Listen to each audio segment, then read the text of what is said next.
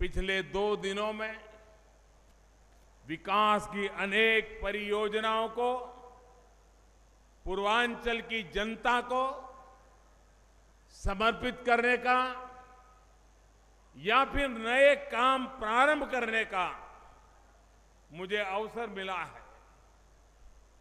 देश का सबसे लंबा पूर्वांचल एक्सप्रेसवे हो, वाराणसी में किसानों के लिए आरंभ हुआ पेरिशेबल कार्गो सेंटर हो, रेलवे से जुड़ी योजनाएं हो, ये पूर्वांचल में हो रहे विकास को अभूतपूर्व गति देने का काम करेंगे।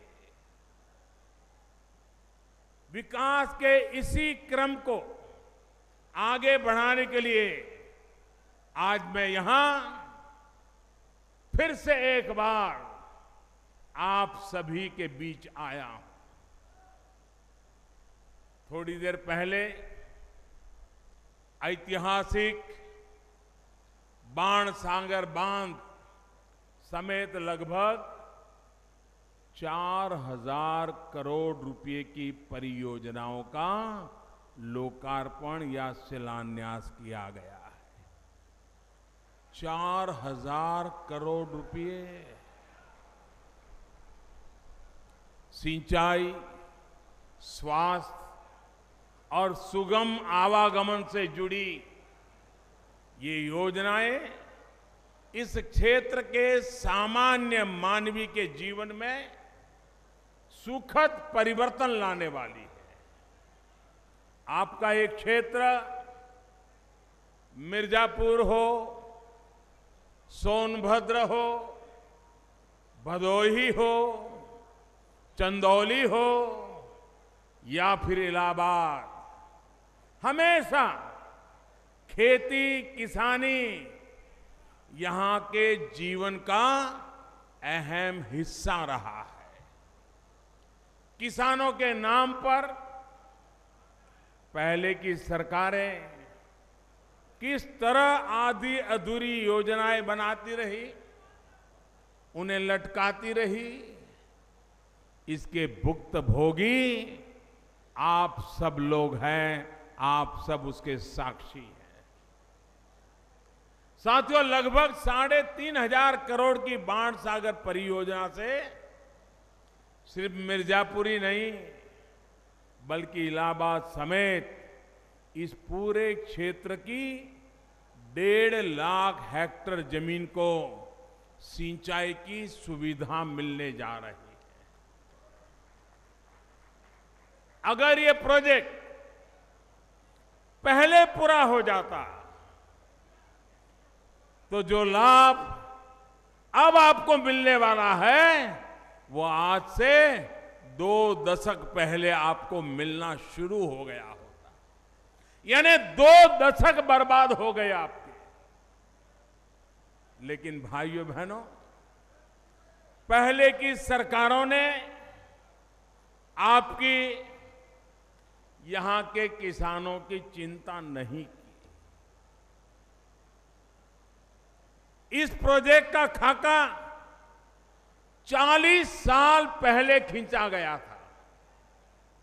1978 में इस प्रोजेक्ट का शिलान्यास हुआ था, लेकिन वास्तव में काम शुरू होते होते 20 साल निकल गए। 20 साल।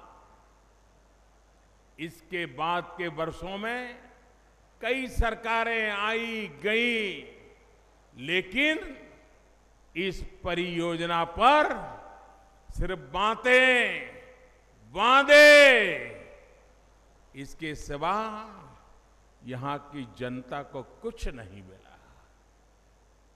2014 में आप सबने हमें सेवा करने का मौका दिया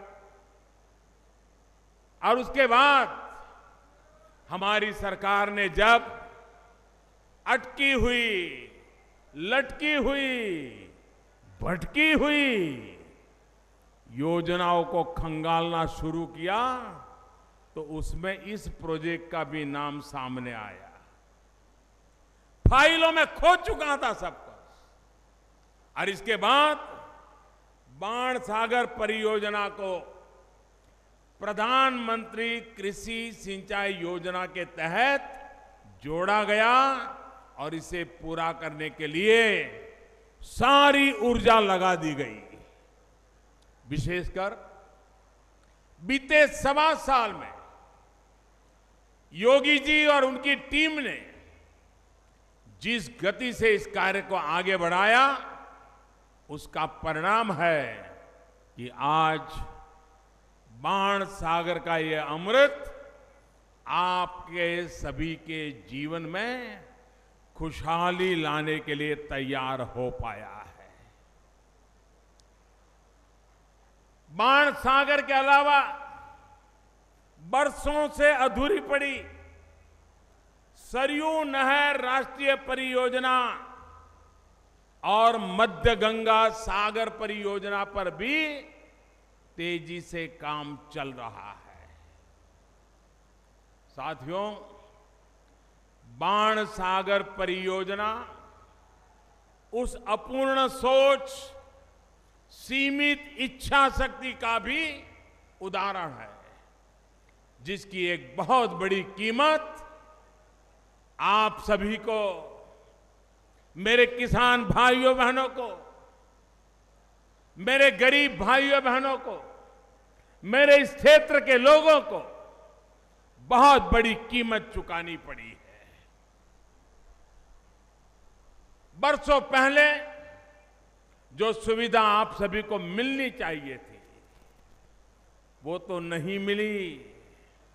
देश को भी आर्थिक रूप से नुकसान सहना पड़ा।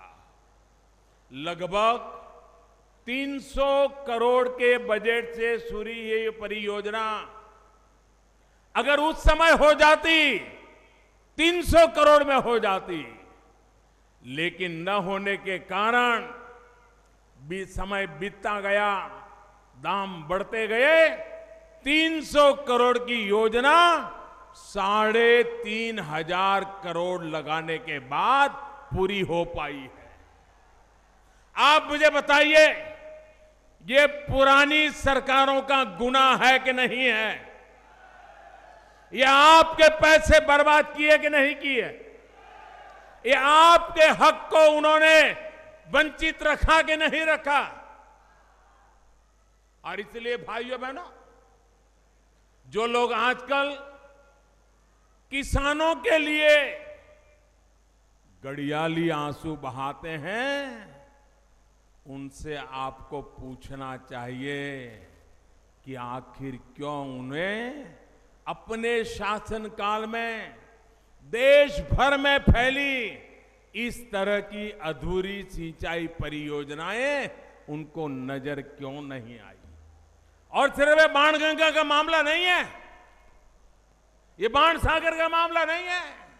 पूरे देश में, हर राज्य में ऐसे अटके लटके भटके किसानों की भलाई के प्रोजेक्ट अटक पड़े हैं। कोई परवाह नहीं थी उन लोगों को। क्यों ऐसे कार्यों को अधूरा ही छोड़ दिया गया?